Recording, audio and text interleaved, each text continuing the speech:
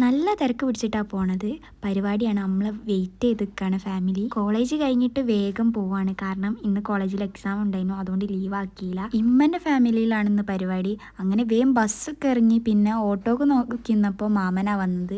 എല്ലാവരും നമ്മളെ വെയിറ്റ് ചെയ്ത് നിൽക്കേനു. അങ്ങനെ കുറച്ചു നേരം ബാക്കിയുള്ളവരും ഒരാളും കൂടി വരാണ്ടേനു. അങ്ങനെ ഓരും വന്ന് നമ്മളങ്ങോട്ട് നടക്കുക. പരിപാടി എന്താണെന്ന് വെച്ചാൽ ഞങ്ങളെവിടെയൊക്കെ വയറ് കാണാൻ പോവില്ല എന്നുള്ളൊരു പരിപാടി. പ്രഗ്നൻ്റ് ആയിട്ട് 6-7 മാസമൊക്കെ ആകുമ്പോഴാണ് അങ്ങോട്ട് കാണാൻ പോവല്. അങ്ങനെ കുറച്ചു നേരം അവിടെ ഇരുന്ന് പിന്നെ ഫുഡ് കഴിക്കാൻ ഓല് ഇരുത്തി. അതൊക്കെ കഴിച്ച് കഴിഞ്ഞ് വീണ്ടും റൂമിലേക്ക് ഇരുന്നപ്പോൾ പിന്നെ ഫ്രൂട്ട്സ് കൊണ്ടെത്തന്ന്. പിന്നെ അതൊക്കെ കഴിച്ച് പിന്നെ അവിടെ നിന്ന് ഞങ്ങളെ കൂട്ടത്തിൽ 2 പ്രഗ്നൻ്റ് ആയിട്ടുള്ള ആൾക്കാരുള്ളത്. അപ്പോൾ അവർക്ക് രണ്ടാൾക്കും ഒരു മോം ടു ബി പരിപാടി കൊടുക്കാമെന്ന് പ്ലാൻ ചെയ്തിട്ടുണ്ട്. ബീച്ചിൽ വെച്ചിട്ട് ആ പരിപാടി നടത്താൻ വിചാരിച്ച, പക്ഷെ ഓട്ടോ കിട്ടില്ല. കുറേ നടന്ന് പിന്നാണ് ഓട്ടോ കിട്ടിയത്.